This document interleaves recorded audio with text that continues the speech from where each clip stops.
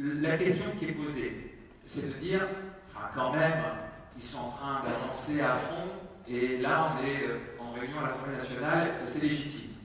Alors la réponse est oui. Parce que à quoi sert l'Assemblée nationale à ce moment-là? Elle sert de salle d'urgence. Ça veut dire qu'on a une hémorragie de données, ça pisse de partout. La vie privée, les brevets, plus de stratégie militaire.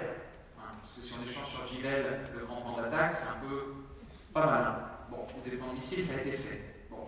Donc, tout ce qui fonde, en fait, l'ossature d'un pays, au sens, sa capacité, moi je vois le défilé du 14 juillet, c'est formidable, c'est la CIDAVI, ce qui n'est pas le secret de la correspondance. Bon. Donc, première urgence, c'est qu'on joue sur le même terrain. Moi, si je fais quelque chose qui ne va pas, je suis au tribunal de Nanterre.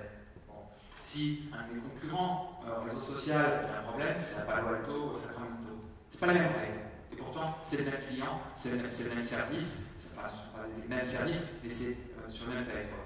Donc, première chose à faire, salle d'urgence, on arrête l'hémorragie et on essaie de trouver ce que les Américains appellent playing field. C'est-à-dire un terrain de jeu où on se retrouve à armes égales, au moins, c'est-à-dire avec les mêmes règles. Enfin, nous ne sommes pas en retard. Et quand on regarde les brillants succès d'un certain nombre d'entreprises françaises, bon, il se trouve qu'il y a une sorte de mythologie de la start-up ici. Et donc, en fait, il y a des moteurs qui sont ces logiciels, et nous, on arrive avec des balais d'essuie-glace et des rétroviseurs en disant on va se battre. Bon. Donc, on n'est pas dans une stratégie, je dirais, de fondamentaux. Mais on a d'extraordinaires ressources. On a du cash, on a des réseaux, on a des compétences. Et on a énormément d'activités. Mais qu'est-ce qui manque? Il manque à la fois les règles pour tout le monde, les mêmes, arrêter l'hémorragie, et il manque le noyau. Et quand on étudie le noyau, c'est ça ce système d'exploitation souverain qui est aujourd'hui, on pourrait dire que c'est la nouvelle constitution. Dans le monde des atomes, il y a une constitution et des lois. Bon, dans le monde virtuel, il y a un système d'exploitation et des applis. Mais c'est la même chose. Et c'est une mission publique d'occuper aujourd'hui cet espace. Alors quand je dis mission publique, bon, les libéraux vont dire ah non, initiative privée, etc.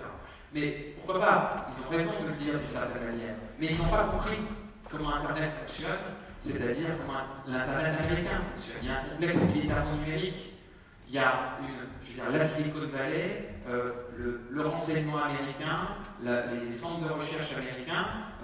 Tout ça, c'est un ensemble. Bien sûr, ils se discutent de temps à autre, et parfois uniquement pour le public, mais il y a un tout cohérent. Donc il y a une alliance entre l'Internet et l'État aux États-Unis. C'est une alliance dans un pays libre, dans un pays démocratique, et encore une fois, jamais dans mon propos, il y a une critique des États-Unis. Il y a une critique de notre impuissance ou de notre non-volonté de faire, mais eux, c'est une puissance impériale qui pousse ses pions, et à leur place, on fait exactement la même chose. Maintenant, ce qui nous manque aujourd'hui, c'est cette alliance entre l'État et le réseau. Parce que c'est là-dessus que se constitueront et que fonctionneront tous nos actifs.